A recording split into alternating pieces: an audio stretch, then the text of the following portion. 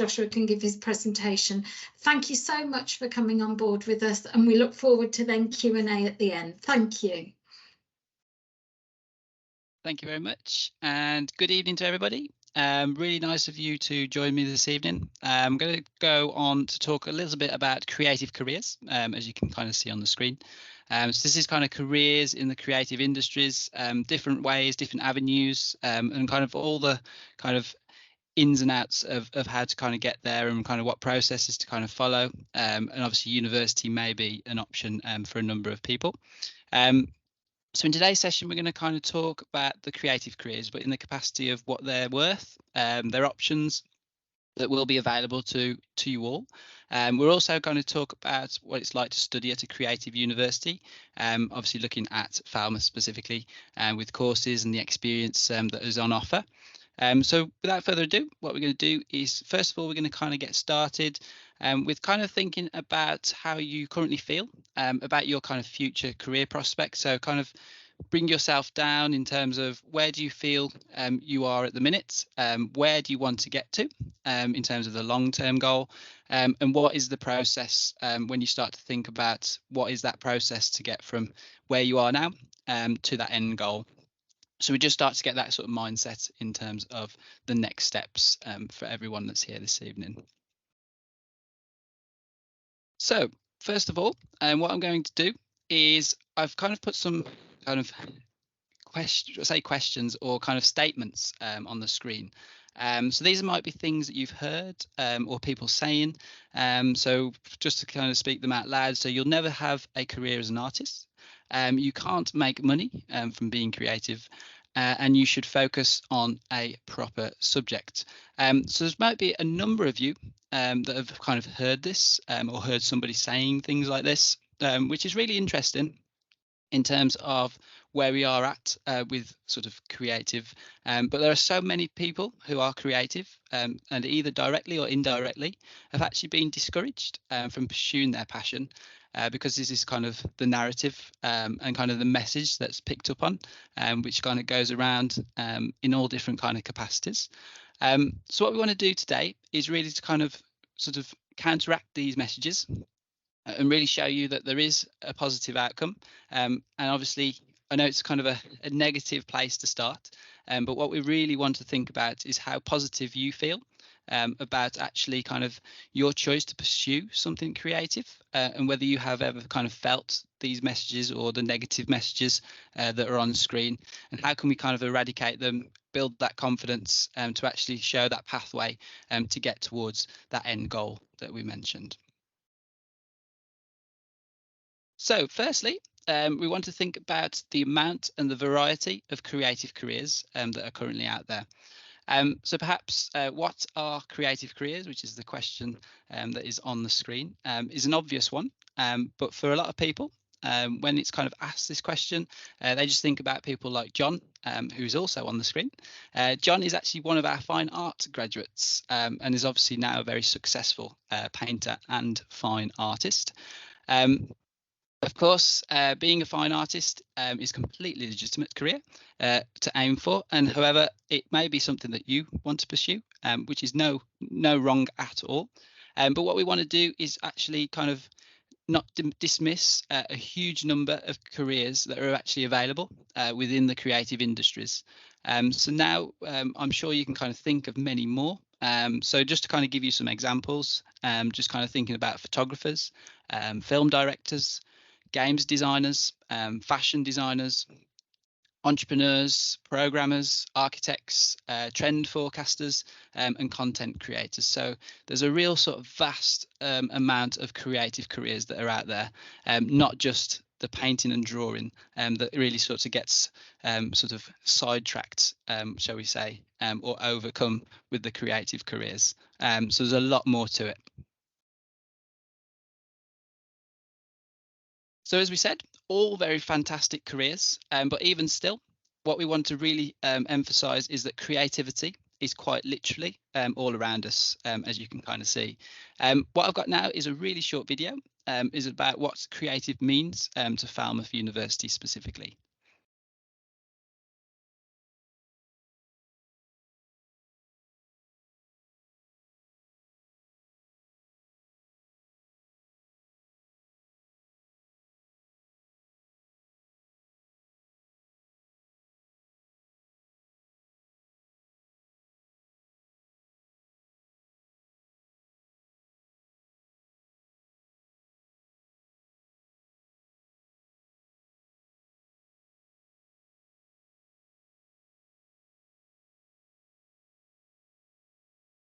So a really kind of quick, snappy sort of outline of what creativity means to us at Falmouth University, and a creative university, to be specific.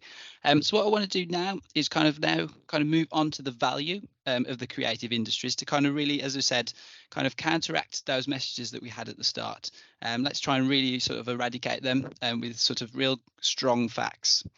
So first of all, what we're going to do is actually straight to the point of £115.9 billion a year in the UK since 2022 is actually what's produced from the creative industries. So it's a huge amount, and actually, to be specific, 6% of the British economy.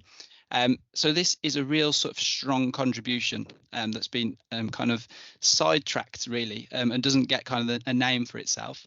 But in terms of that sort of contribution, it also emphasises the country's status internationally as well. So real strong figures, and we expect this figure to rise once the figures are revamped very soon, hopefully by the government. So we can only see this figure ever growing. One thing that's kind of really sort of predominant is the fact that start of kind of Netflix and things like that, and actually a lot of that filming happens in the UK, and obviously Hollywood has a very, very strong name for creating films, but actually the British side of things is actually really increasing and maybe sort of overtaking Hollywood. So those are kind of things that we really sort of want to see kind of pushed out there and kind of emphasised, because it sort of really does go on sort of under the radar. So further figures is that the UK had an estimated 2.29 million creative industry jobs in 2021. And again, we are hoping that this is ever increasing and it's ever growing. This actually includes 1.62 million permanent roles in terms of a further 600,000 sort of creative industry jobs were actually self-employed as well, which is really sort of important to kind of emphasize. So overall, employment in the creative industries is really successful. And as we said, it is ever growing. So we've got really good figures in terms of the money that's being produced for the UK economy, and really strong opportunities in terms of the jobs, whether it be working or self-employed. Really good kind of numbers coming out of the creative industries. So a real good question that then people will kind of counteract with that, and I think it's really sort of important to kind of highlight, is that we reckon that these jobs are pretty safe, but one of the biggest worries in a lot of industries is obviously that of technology, and as it improves, jobs will become obsolete. But creativity cannot be automated. The world will also kind of need creative thinkers, innovators, and problem solvers. So we're going to kind of emphasize that in the next slide in terms of how we think and pursue that particular outcome. So as you can see, creativity is the ability to generate novel and obviously valuable ideas or solutions. So everyone will kind of counteract that with the income of AI. So while AI can generate outputs, it's obviously based on patterns and data inputs. So it obviously lacks the capacity. So it's only so much data and patterns that can be produced. What we like to kind of then call HI, which is human intelligence, actually has no bounds. And so that's what we really want to sort of focus on. AI is really good in terms of its technology, but it has its limits, like most kind of technology. HI has no limits and can be spur of the moment. So in terms of AI, it can repeat itself, whereas HI, obviously, we are looking for something new, quick, innovative, sort of really that creative element that can kind of come from a human being. So that's what we really kind of want to emphasize when we're talking about all these kind of things that may influence or may become surplus, is just not the case in terms of creative industries. So everyone has a passion, so why not make it your career? So we watch a lot of kind of box sets, we listen to podcasts, we play hours and hours of games, sort of on and offline. We watch Twitch streams, we work and study using new technological platforms. So in terms of the creative industries, are just as important now than they have ever been. if not even more so. So in terms of creativity, we can lead you in so many different directions, because your skills you have are so transferable as well, and really sort of sought after. So it's not just sort of the creative industries that will be needed or want them, but it's kind of everywhere. So it's kind of a real sort of good point in terms of what you're learning, what you're gaining, skills, experience, will stand you in really good stead in terms of the direction that you then take going forward. So what I'm going to do now is kind of quickly emphasize a couple of Falmouth students that have gone on to really sort of good things. So first of all, we have Katie Ponder, who actually studied illustration and was obviously a Falmouth graduate. And she actually ended up designing the Royal Mail Christmas stamps.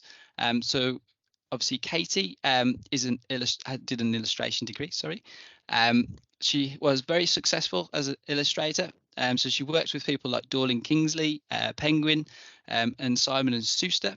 And then obviously was then picked to do then design the stamps that you can kind of see on screen, which were for the Royal Mail. So real kind of emphasis on the ability to kind of then push your creativity, and then these things and opportunities that then come your way.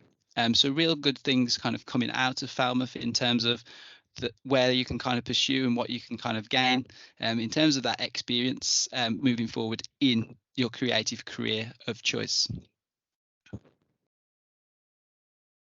So again, another former Falmouth student, this is Tom Brooks, who did graphic design.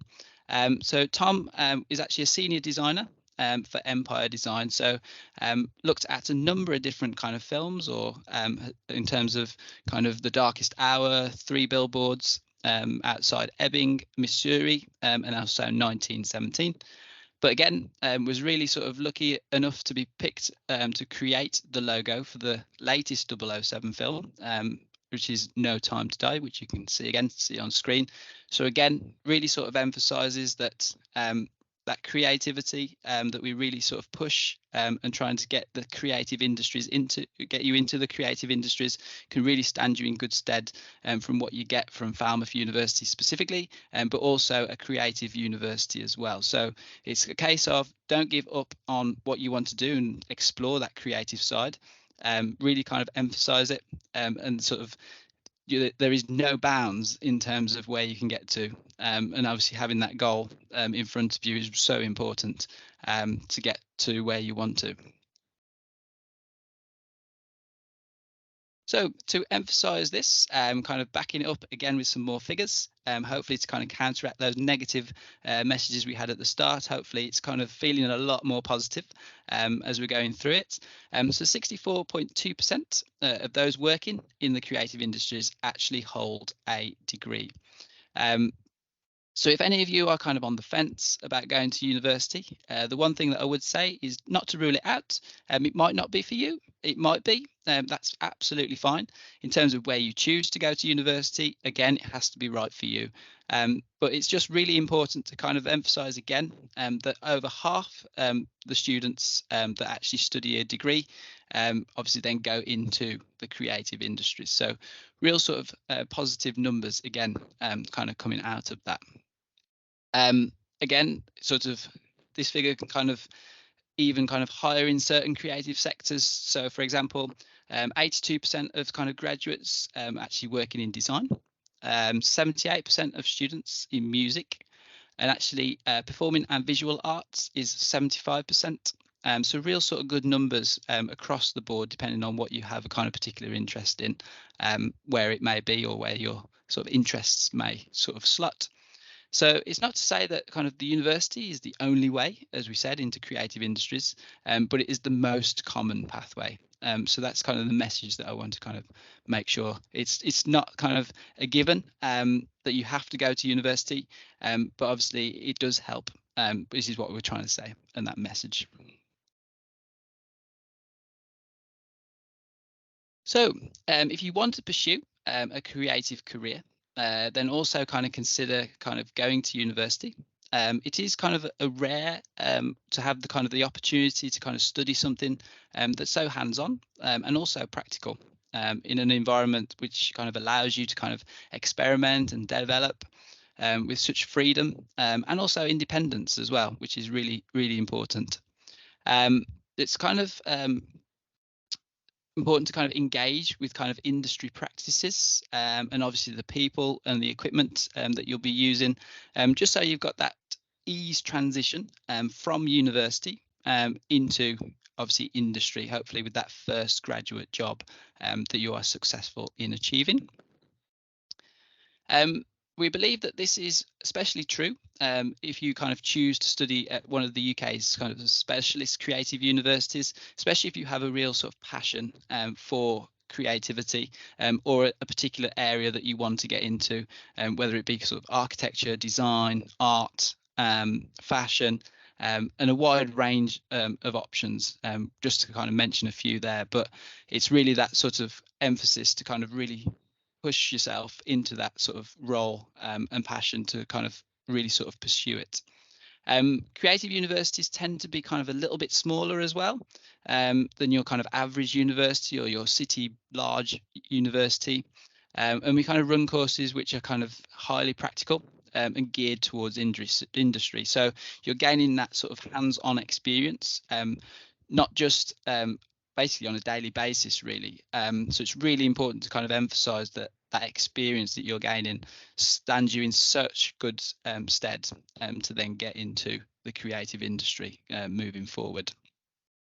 So how we describe that is you are doing it for real. So the hands-on experience in real world contexts. Obviously, what we offer here at Falmouth is the chance to be able to do it. And our kind of industry connections, our professional facilities. Also, we have kind of challenge-led approach, really kind of emphasizes and kind of really gets across that message that we want to our students. Teaching is obviously really important on a daily basis, but obviously gaining that experience as well. So you're having hands-on, having a go. If you're coming to do design, you're designing. If you're coming to do art, you're drawing, you're painting, you're creating. That's the big message. You are creating on a daily basis. We're proud to work with kind of some of our kind of finest minds in terms of their respective fields. We obviously have them key contacts, which are really important as well. And obviously our students get to kind of work with them, which is really stands them in good stead. Again, having the work experience to go alongside sort of your qualifications stands you in real good sort of place going forward. So to kind of give you kind of sort of quick examples, so obviously you can see here where we talked about the vibrant creative community. You can kind of see examples of the different areas there of where we have that creative community. We also have the professional standard facilities. So again, you can see sort of the green screen. We also have the Games Academy there as well, and also the theatre that we have on site. So loads of kind of good things in terms of all the facilities across all our kind of subject areas. So the biggest thing to say is if you are studying or you're kind of thinking about studying and kind of having the big impact on your experience. So your experience is obviously what will stand you in good stead.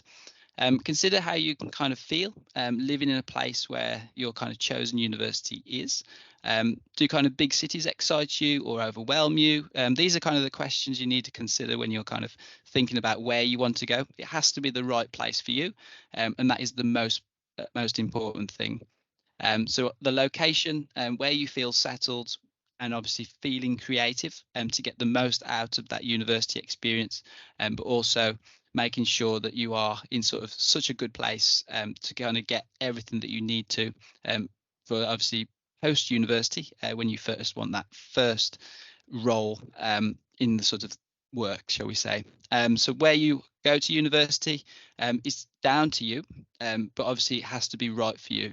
So visiting an open day is just as good if you left the open day and said, I absolutely don't want to go there. It's just as positive as if you go there and obviously you absolutely love it as well. So real emphasis on the open day to really get that sort of message across, but also how do you feel there? Do you feel comfortable? Can you see yourself living there for 3 years? Those are the important questions to ask yourself. So in terms of experience, as we mentioned, university is not just a qualification, it is sort of an experience. And I've got a very another short video just to kind of really sort of emphasize what it's like to be at a creative university.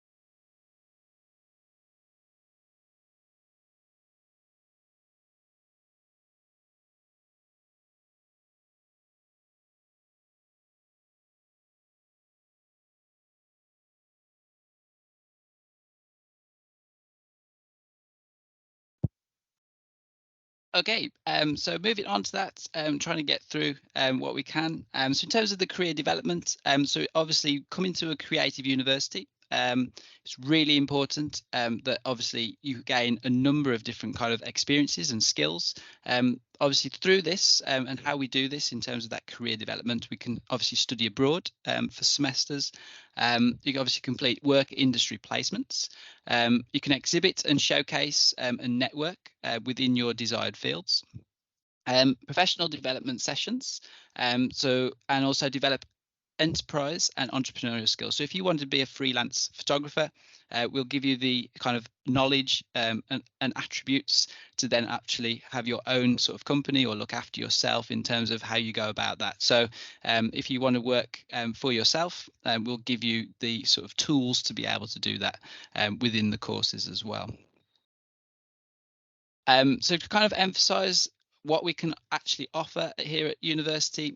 So in terms of our approach here at Falmouth, we actually have sort of Natalis as an example here.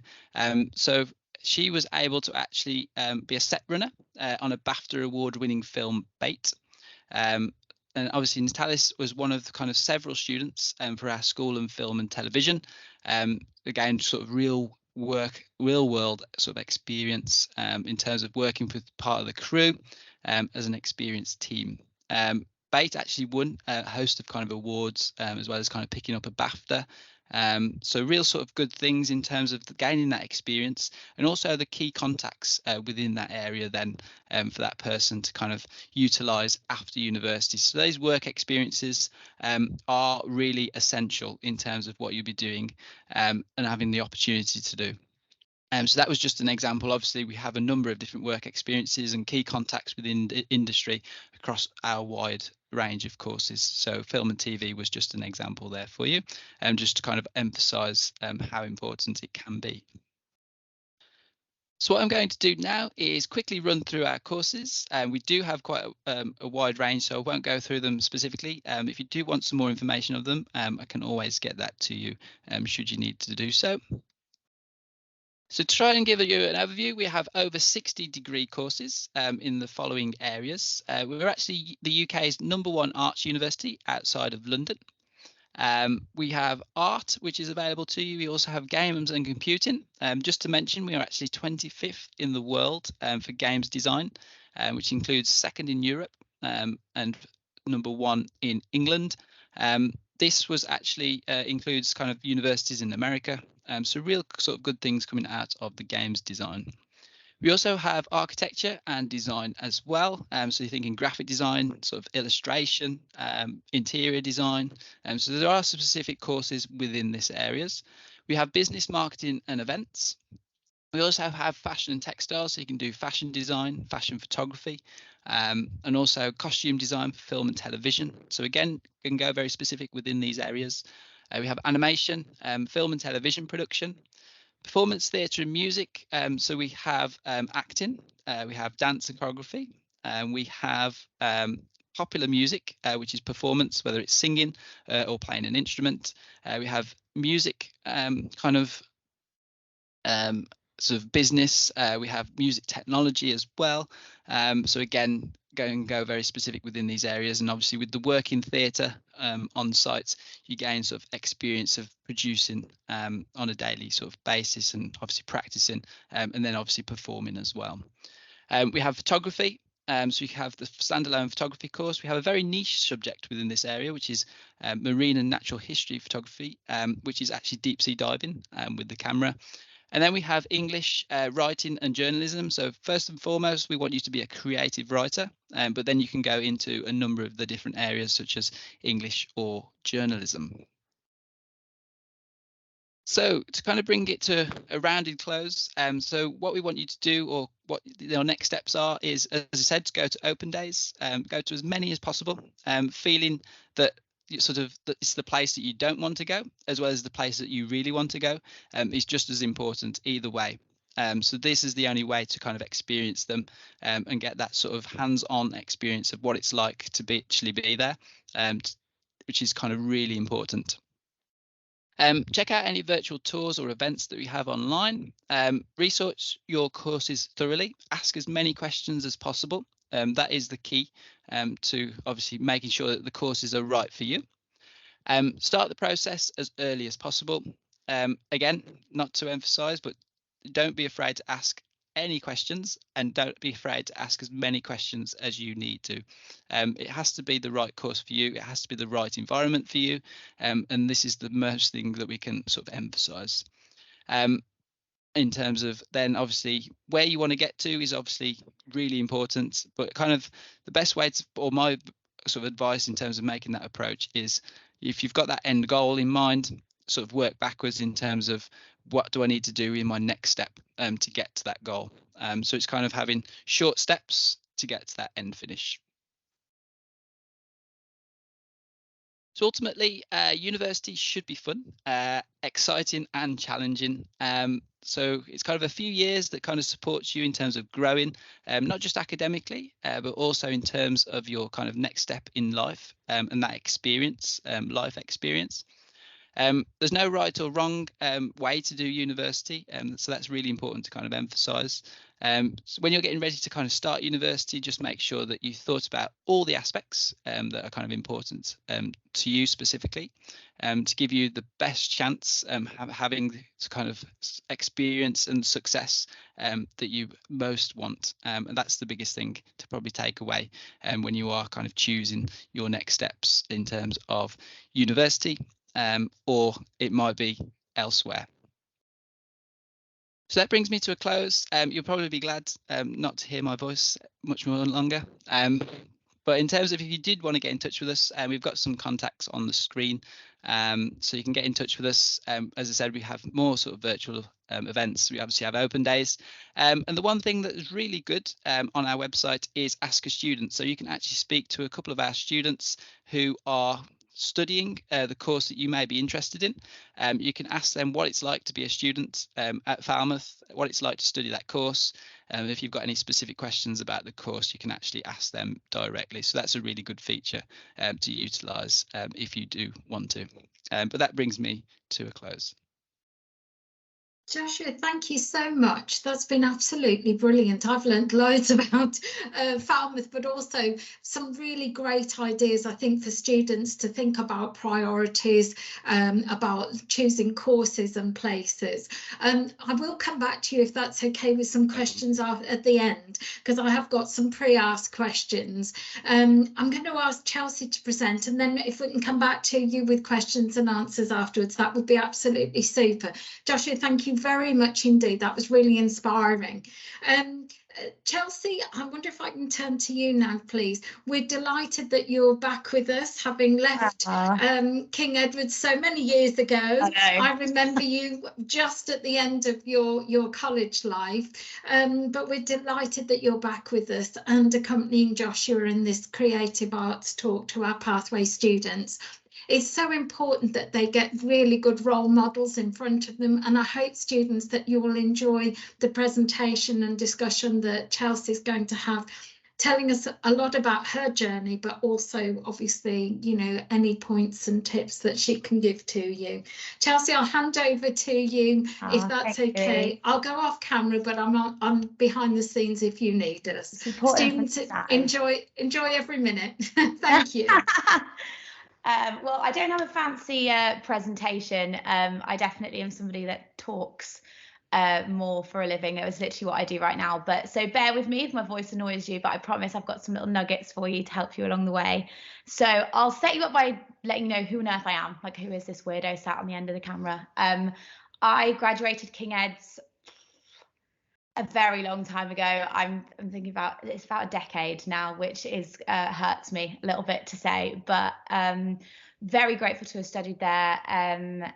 Going straight off from what was just said in the previous presentation, I think I was definitely hit a lot, not from the college, but externally when you're trying to make your choices, because it is such a big time with the whole, you sure you want to go down the arts? Are you sure that's what you want to do? Is there a career option there? It seems like a waste. Like when I was at KEDST, I did 5 A-levels, so I was very academic. I did a mixture of English literature, history, Italian, and then I did dance and drama. But I was always like, I want to dance, I want to sing, that's kind of where I want to be. And there was a lot of backlash, I think, with careers advice that you go to. Like externally, people judge the industry a lot. And I want to say straight up that if you love it and you're passionate about it, then go for it. Ignore everyone else, tunnel vision. It won't be linear, it won't be a straight line, which is what I'm going to talk you through today.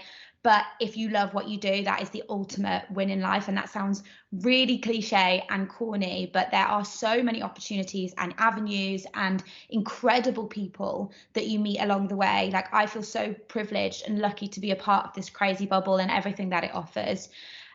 So for me, I just want to put that out there to be like, don't let anyone get in there and influence and, you know, make you settle for something or divert down a course that you maybe aren't as passionate about just because you're worried about instability or, you know, not being approved of. So in regards to my career, I went to drama school. So I started out in the jazz hands life. I studied musical theatre at a drama school called PPA. It was the best 3 years and also the hardest 3 years of my life. So anyone that is thinking about doing drama school, whether that be for acting, producing, musical theatre or dance, it's tough, but it will give you, like universities that are specific for the arts, it gives you so many skill sets that are transferable and you don't actually realise how transferable they are. You know, especially some of the classes I did at drama school were very odd. You know, I sang a song as a goat in one of my classes. Little did I know that that would now help me with my radio career. So it all translates and it would shock you. And so, yeah, I was very much going into musical theatre direction. I graduated in 2019 with an agent and went kind of straight out into that performing bubble. So for me, it was very much theatre based as much as possible. I was very lucky to be cast straight away in a music video. I was in the finals for Mamma Mia and Mary Poppins within like 3 months of graduating. So there was a lot of momentum, which was really exciting. And that's the great thing about studying in places specific for the arts, whether that be drama school, university, is like I just said, there's a lot of contacts that you pick up along the way, whether that be friends you study with, or for me, it was my agent and getting me in rooms that otherwise I wouldn't have had access to. And then I was hit by COVID. So COVID hit us in 2020. So I was the graduate year. We got about 6 months of the fun. And then the big old C word came in and locked us all down for 2 years. And I think that was the time that really changed my opinion of the arts, in the sense that we were the most relentless of the industries to keep going, to find ways to create and to keep our passion alive and to keep our jobs going, to earn money. Like, this industry is very up and down, I won't lie and say that, but there are so many opportunities there. And for me, that's where my career really opened up and expanded. So before, I was very much like, I want to be a musical theatre girly, I want to be on stage and sing and dance and do all that fun stuff, and then was forced to find other ways to create and also earn money, which is something I'll go into because that is very important alongside your career. And that was when I started going into podcasting. So I taught myself how to use a mic, how to edit audio.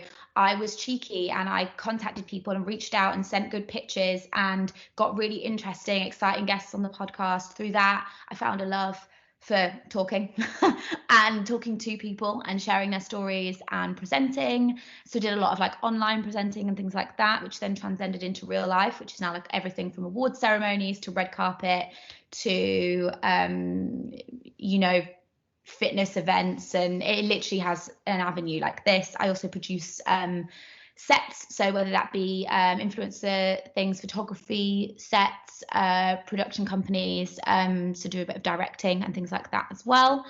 And then from there, very much kicked into the kind of radio industry, but alongside that was still acting. So I was very fortunate to be in Doctor Who, which is like my big claim to fame recently, especially with the 60th anniversary. That is a lovely thing to be a part of. And then I've been nominated for a few awards. And then now I'm very much still dipping my toe in the acting world, but now very much in the radio presenting bubble, which in itself has opened up a whole other avenue of fun that I never saw myself doing. I mean, literally 3 weeks ago, I hosted a Christmas light switch on that had 10,000 people in a crowd. I literally felt like Beyonce. Not quite. I wasn't in sparkles and a catsuit. I was in a giant jacket and a big beanie, freezing to death. But it felt celebrity status to me, so it was fun nonetheless. And yes, and now I'm in a whole new position of my career, starting again in some senses, but rather than it looking like you go up and then start again, up, start again. I think what the creative industry does is you kind of do this, and then maybe you go back, and then you maybe go wiggle up here, and then you go over there, and then you go down here. And then throughout that, you're picking up all these skills and pockets of people that you meet along the way. And through that, that is how you forge this crazy career that also keeps you interested in the industry. It is a tough industry. It is relentless. It's not very forgiving. It's not very kind. In the sense that it hurts your ego a lot. There's a lot of rejection, but you will know that, I presume.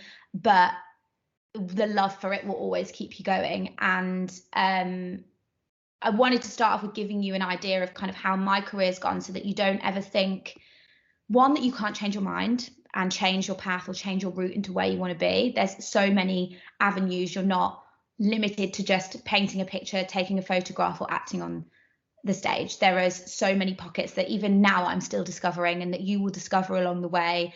You know, like in the previous presentation, everything is so transferable, and through that you stumble across things as well. So I think it's always good to say yes to things and not block yourself from your own progression as well. I think as creatives, we get in our own way a lot, and I think it's really important to actually go, does this excite me? Why don't I see where it goes? Like I could meet someone, I could make a contact, I could learn something new, I could make a huge mistake that teaches me a lot about myself, or I could end up making one of the biggest contacts and learning progressions so far, and then end up projecting myself into a whole other bubble. So I think it's being open to little kind of wiggles along the way, which is very progressive and will help you in your career and just help you keep moving. And that is my Alexa going off. 2 seconds. We don't want that playing. Sorry about that. Anyway, so going off that, one of the famous sayings in the performing industry is that it's a marathon, not a sprint. And I used to hear this all the time, and it used to bug me so much, because I was like, what does that mean? Like, what does that mean? They're like, yeah, it's a marathon, not a sprint. And you're like, you're trying to make me feel better for not getting in the room or not getting the job. Like, what does this mean? And now I've been in the industry for quite a while. I am starting only just to figure out what that means. And it is the sense of, don't expect, and I don't mean this to put a negative light on it, because it's not that at all, but don't expect to land something like that, or just because you see yourself in one space doesn't mean that that necessarily is where you will end up. You might go into your industry, whether that be fashion, performing, whatever it is, thinking I'm going to be a stylist, and then you end up being a designer. And I think the marathon side of things is just constantly encouraging yourself to learn, to grow, and to find the love within this industry, because there is so much love and excitement and fun little pockets within it, amongst the hard times and the late nights and the pushing and training and doing what sometimes feels like more than everyone else. So I think with the marathon, not a sprint, you probably will hear that. And I think it's basically just saying trust in the process and find ways to keep going, because your timeline is going to look completely different to everyone else's. Like, I had friends that left drama school, couldn't even get in a room, didn't get an agent for 4 or 5 years. And now one of my best friends has just walked into Les Mis. And from an external perspective, it looks like, oh, she just landed the job, it was easy. But that's been 4 years of her getting in the room, going back and forth, doing other jobs as well alongside. But that was her dream job. That was the big one she wanted to tick off. And that's where the marathon, not a sprint, comes in, is finding those ways to keep your excitement going and to use those other skills that you get along the way. And that was my first big bit of advice, is who are you outside of performing? And this is something that I didn't fully appreciate, I don't think, until I graduated drama school, because you're in this like exciting, lovely little bubble of creativity and fun, and you don't want to think about doing anything else. You just want to dance all day, or you just want to take pictures all day. And sadly, when we become adults, we have to pay for things. So annoying. Who decided that? And I think it's very important to find something that you love alongside what you do as a passion, whether that be, you know, in my case, acting, radio, so that when you aren't in those jobs, you can keep going, you can keep that marathon, you can keep running. You're not stopping at 5K, you're running to the 10K, the 15, the 20K, because you've got a job alongside it that pays the bills, so that you can go to class, so that you can keep training and keep learning and do those internships and apprenticeships, and that don't pay a lot, sadly. And you know, the industry is changing, which is really exciting. But I think don't feel like you have to do, like in the acting industry, it's quite well known, everyone works in a bar, everyone works in a coffee shop. I didn't want to do that. I didn't want to work for minimum wage. I'm bougie. I like nice things. I spend way too much money on coffee. TikTok takes all of my money with the TikTok shop. I like traveling, and I wanted to be able to facilitate that alongside still pursuing my dream. I didn't want to have to choose. And I think sometimes you feel like you have to. And for me, I went very much into the creative industry. So this was before social media was really a big job, but I went into kind of back of house social media management and production. So I ran all of the shoots, whether that be producing the shoots, managing the influencers, creating content structures and strategies. And I started out small, like as an executive role, and worked my way up into a manager and director role. And that was what I was doing up until I started radio recently, really. And through that, I met a ton of contacts that then gave me opportunities in the presenting bubble. It's how I found out about my radio opportunity that I interviewed for, which I now have. So I'm now on a breakfast show called KMFM. It's in Kent. We've got about 2 million listeners. I didn't know anything about Kent. I lived in London. I was in that little bubble. Kent's just outside, like 20 minutes. And it was through that, my muggle job, so to speak, that I found out about that job. And then that transcended me into this whole other career. So I think paying attention to your outside bubble as well, like what are you doing to pay the bills? What are you doing to keep your motivation going? Are you still training and learning as well? Don't think that you go to university or you go to drama school and it stops there. You want to keep progressing and learning. Want to keep you excited about it, because you can never stop learning, and that is frustrating, I know, because you want to tap out of school and be like, I'm done with the books, I'm done with the brain power. But it's learning in a different way, because it's learning about the things that you're excited about and that you're passionate about. I mean, I spent an hour yesterday trying to figure out Adobe. I don't know if anyone is good at Adobe editing, but it is a nightmare. There's so many layers and figuring out things. And that's a whole other thing that I've had to learn, because, you know, us millennials, when we started out in Instagram, it was just you posted a picture of your coffee with a peace sign and that was kind of it. And now you need all these funky edits and things to keep current and relevant. And I think that's really exciting to constantly learn and grow, because it will keep you current and it will keep you fresh and excited about your own industry and your own passion within that as well. So I think definitely, who are you outside of what you do? So what do you enjoy doing as well outside of your passion? Because I think it can be hard when you blur the lines between what you do. Like, I used to dance 5 days a week. I'd finish college, I'd go straight to dance class. It was all I was doing. When I did it as a job, it completely changed my relationship with dancing, and because it's a job. So I think it's finding those other things as well that you love doing, so it takes the pressure off. So then you can create without pressure, and that's when you really thrive, because you just love to do it. I think surround yourself with muggle friends. My friends always laugh at me for calling them muggles, but my best friend's a midwife. We couldn't be more different as people. I'm, you know, on the red carpet interviewing someone, she's just helped someone give birth to a baby. Like, both incredible jobs in their own right, but completely different. And I think it keeps you grounded. It keeps you excited about your job as well, because when she tells me about things she does, I'm like, what? I could never do that. Same vice versa. And it reminds you that you're cool, because the creative industry is cool, but sometimes it doesn't feel like it is. And then a big one for anyone that's wanting to go into performing specifically, so acting, dancing, singing, presenting, radio, influencing, whatever it is that within that sector specifically, which is where my area of expertise is.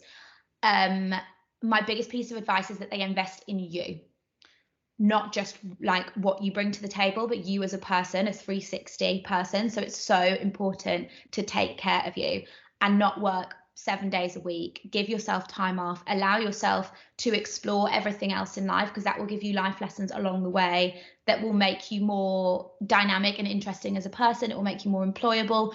Be a nice person as well, because you never know who you'll stumble across. I worked a part-time job when I was studying at drama school, literally waitressing at some fancy pub, very cliche. I ended up meeting a girl that is now quite big in the music industry, and that was who I ended up being in a music video for, and that was 4 or 5 years later. And we became friends because we used to be coffee buddies in the morning and work on the in the kitchen together. So I think being nice in that climb as well. I think just being nice is just be a nice person and help each other as well. I think that's one of the biggest satisfactions for me, is helping other people and doing things like this and trying to offer advice and encouragement, because I think, I don't want to be unrealistic and say it's easy and you're going to strut through the creative industry, because it isn't like that, but it is also the best bubble ever to be in. Like, you get to create in so many different ways and work on so many different fun projects and do these crazy things, whereas for me, and I'm sure a lot of people sat here, the thought of working a desk job, no offense to anyone that does, you're heroes in your own right, is my worst nightmare. And 9 to 5 is my worst nightmare. I've done an 18-hour day today. I was up at 3 for radio, went straight from there to a presenting gig, straight from there to doing this. And I wouldn't change it for the world, because I live for doing that. And it'll be the same for whatever your pocket or version of that is. And I think, I want you to just be relentless in your pursuit for it and believe in yourself as well. I think that is one of the hardest things as a creative. It's difficult to separate you from your craft, and because it's personal. It's not like when you submit an essay and it's just a piece of paper, really, isn't it? It's not you. Whereas when you're dancing or you're giving a speech or you're on the radio or you're playing an instrument, that feels personal because it's you. It's come from you. It's your essence of your being. It's part of your experiences that you're translating into something creative. And sometimes we can pick ourselves apart or not recognize our own successes as well. And for anyone that is really serious about doing a creative industry, I think it's so important to celebrate your wins, even the smallest. And me and my friends for years ago created this thing called the Book of Wins, and it can be a note in your phone, it can be a physical book. And I started it out because I used to get so many auditions and I would get close to the end and then never get the job, and it felt really frustrating. But I was forgetting that I was lucky to just get in the room, to be seen for the job. Like, that was a win in itself. And then another win was getting a recall, and then another win would be actually landing the job or getting seen for another job because the casting director liked me from that one. Or it's even just putting yourself out the comfort zone, like going, okay, I'm going to go to that acting class because it scares me a little bit and I'm out of my depth. That is a win. And so I think celebrating your successes, huge. Like, really, make sure you remind yourself that you're doing good. And it can be a bit, it can feel a bit relentless and a bit scary sometimes. And I think reminding yourself that actually I'm doing a good job, like, that is really important as well. So I think celebrating your wins, surrounding yourself with normal people and doing normal things, non-stagey, non-performery things, like remembering it's fun to go out and have a boogie with your friends, or go and watch a film, or go for a walk, whatever it is that you enjoy doing outside of it. Make time for that too. You're a 360 person, you need to take care of that. Never stop learning is up there as well. Say yes to things, don't block yourself. But also on the flip side, you don't have to say yes to everything. I'm notorious with my agent. It's not about being rude. It's about setting boundaries from the get-go and saying, I don't want to do this, this and this, and this is why, but I'm putting all my efforts into this and focusing in as well. So it's a balance of opening yourself up to things and then knowing what you don't want to do either. Like for me, I never wanted to do cruises because I'm terrified of boats. So there was no point my agent putting me on a cruise ship audition, because I'd spend the whole job like this on the end, like terrified that I was going to have a Titanic situation. So that's one of the things that I'm very clear with from the get-go. But it is a beautiful industry. It is hard, but you're all tough. You've come this far. You've probably been, you know, excited and passionate and training and learning and doing this since you were 2 or 3 anyway, especially if you're in the dancing and the acting industry. We're doing it before we can even walk and talk. I was in ballet shoes and singing my mom's ears off all day. So, you know, this is a long game. And I think I like to believe I'm evidence. Like, I'm not saying I'm where I'm at, where I want to be yet, but like even in the past 2 years, my career looks completely different to how it did the previous 2 years. And I think that's the joy we get in our industry, is that it constantly changes. We have so many opportunities. There's so many incredible people in the industry that will really rally you on. Like, I've met some of the most amazing people that feel like family, not just friends.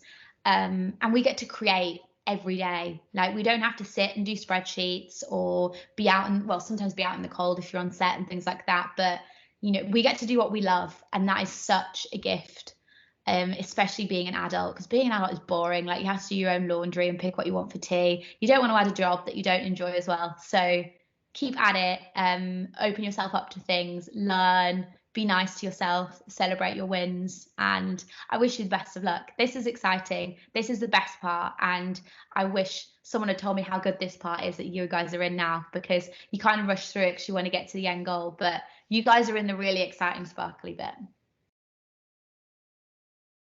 And I hope that just say, Chelsea, that's amazing. That's superb, so inspiring. And I'm sure our students are sitting at the end of wherever they are. Some of them will be travelling home, some of them will be at home, and a couple will probably still be in college. But I think we're all really inspired by that too. Joshua, I guess from your perspective, you see the beginning part of this with the sort of, you know, introduction of the students themselves into the environment where they start this creative learning, or the journey continues. And then to hear it from Chelsea as well, when you've kind of, you know, a few years down the line and that practical. Joshua, have you got some advice for students who are looking perhaps just front end for a moment at sort of the courses and things? We've got students who are interested in animation and film, and I have got quite a few questions, but I'm going to tighten those up a little bit and just say, you know, what do you think, if you could give some advice about students looking directly at courses rather than just necessarily at careers for a moment, what do you think is the main thing that they should take away from looking at those courses? Yeah, I think the biggest element is to enjoy it. Is first and foremost. It's a 3-year long course, so definitely something that, as we said in kind of is to be something that you're passionate about, something that you kind of sort of have a real sort of emphasis with, and you can kind of really sort of connect with, because I think that will kind of get sort of the best out of you as a person, and obviously it will stand you in good stead then kind of moving forward. As we kind of said with kind of the creative careers, creative kind of degrees, there's no kind of boundary. So if you do something that you enjoy, it doesn't mean that it closes another sort of, it can open a number of doors depending on where you can go with it. So it's kind of really important that you just kind of really sort of focus on enjoying it first and foremost, gaining that experience, getting the most out of it, because then it'll open a number of different doors. You don't know who you'll meet at university, you don't know where it will take you, and that's kind of the exciting part of it. Obviously you'll have a general idea of where you want to get to, but the avenues, the doorways that open along the way in terms of the experiences that you gain, the people that you meet, will obviously can change your direction in terms of the positives. So it's kind of really sort of really just focusing on that sort of thing that you enjoy the most and getting the most out of it. That's great, thank you. And can I ask you, Chelsea, in terms of one of the questions that a student asked, which I thought was really interesting, about putting yourself out there is quite risky sometimes, because I think what you said in your talk is that the creative arts are really fundamentally putting yourself out there. So for anybody who perhaps has aspirations to do that, but finds that complicated, just in terms of perhaps being the first time they put themselves in front of a camera and things like that, have you got any hints and tips that you can give to anybody actually when they're thinking of performing? First up, just start. You'll feel silly. My friends used to laugh at me all the time when I used to do like Instagram stories, and I'd literally just talk to myself to camera. I think just talking, you don't even have to put it out in a public space. You could put it on your private friends, film yourself talking on Instagram and your stories. It's only available 24 hours. Put it on like a set few people that can see it if you want feedback. And that gets you used to talking to, you're talking to nothingness, but you know people are watching. That can be a start. I think filming yourself and looking back and getting comfortable with, that's the hardest thing like I had to adjust to, that I now have to hear myself on the radio, and anyone that's ever had to listen to their voice back knows how awful it is. And that's not even looking at your physical face. Like for me, that's a massive ick, hearing my own voice.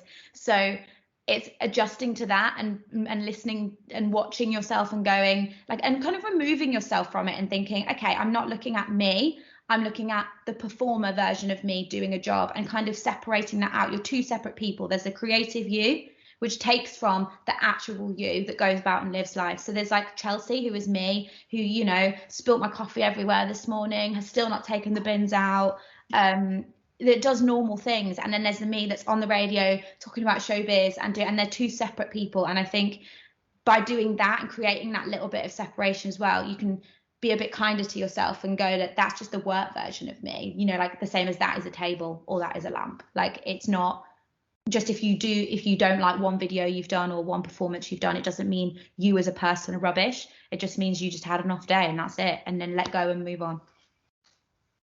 That's brilliant. Thank you very much. That's really helpful, actually. I think, Joshua, we've had a few questions about the courses that you do in terms of animation and the film, as I said, and also just in thinking about accessing those courses with applying with maybe portfolios and things.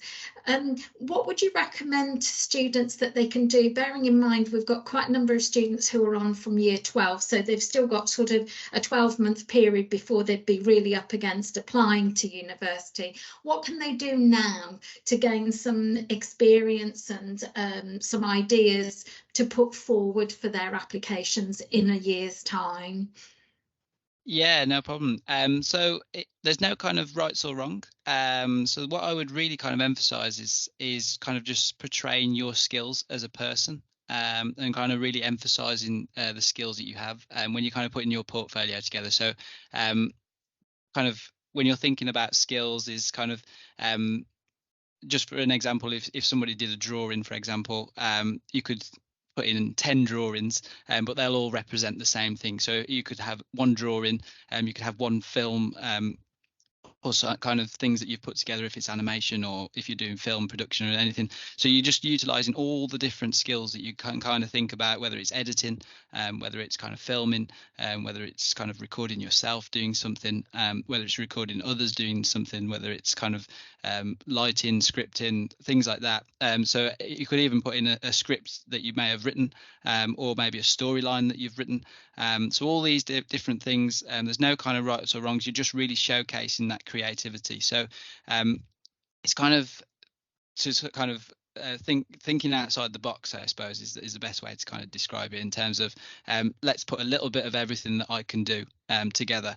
As I said, it's just a representation of yourself. So there's a lot of kind of people worry about the kind of putting the portfolios or anything together, but actually the best thing you can do is just make it kind of you, and that representation of you, and explaining it in that context of, these are the skills I have, this is the experience that I've got, or kind of utilizing, and actually talking about things that influence you, things that you like, and actually where that kind of wants to kind of lead you in terms of where you see your future goals going, and actually what the university can actually give to you in terms of that course? What is that course going to do to what those skills that you've already got, to where you want to get to? So it's kind of just outlining a pathway, really, and showcasing that through kind of a portfolio, or obviously if it's performing arts and stuff like that, we obviously do auditions and things like that. So again, it's obviously slightly different depending on the course, but the same emphasis. It's an extension of yourself and skills. That's brilliant, and I'd encourage all students to, perhaps set up some podcasts, as Chelsea, as you said, to put yourself out there, even if it's amongst some kind friends to begin with, but to write blogs, to put yourself out there, I think is really important. Chelsea, just from your own perspective, just a bit of your past experience, what was your kind of thing that you took to performance in terms of any interviews that you had, or auditions? What was your favorite sort of piece that you did? Did you have something in particular? That's a difficult one, actually. I did, for drama school auditions, I went a bit rogue. Some of them are quite limited, so you have like set things you have to do or not do. But I took quite an old school, like golden age musical piece that I like watched with my granddad.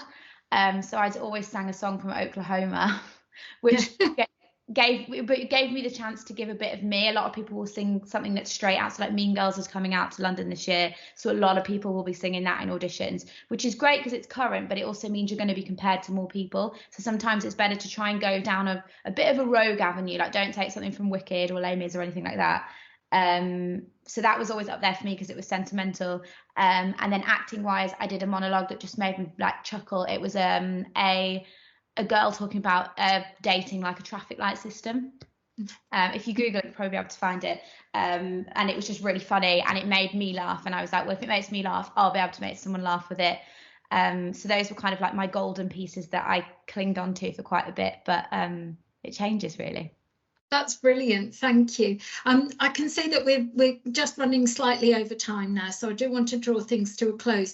But I think it's been really interesting to draw together the method to sort of start getting there from where students are now.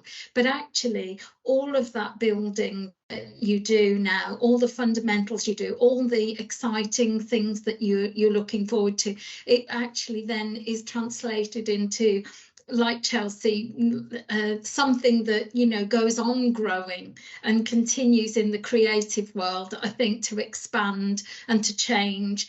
And I think the best advice that you gave are about really just adapting and taking advantage of everything in both the university years and afterwards, thinking about those connections that you're making, and all of those bubbles, as you said, that you can enter into and go between. Yeah. So it's been absolutely great and inspiring to have both of you. Thank you very much indeed for coming on this evening. Faye's been busily putting in lots and lots of links on the chat, and both to Falmouth and to yourself, Chelsea, and some of the things that you've mentioned, and some work experience ideas as well. So all students, I think it's great to get some really good experience, gather those skills together, see as much of the creative world as you can, and think outside that box, because that's exactly what creativity is, isn't it?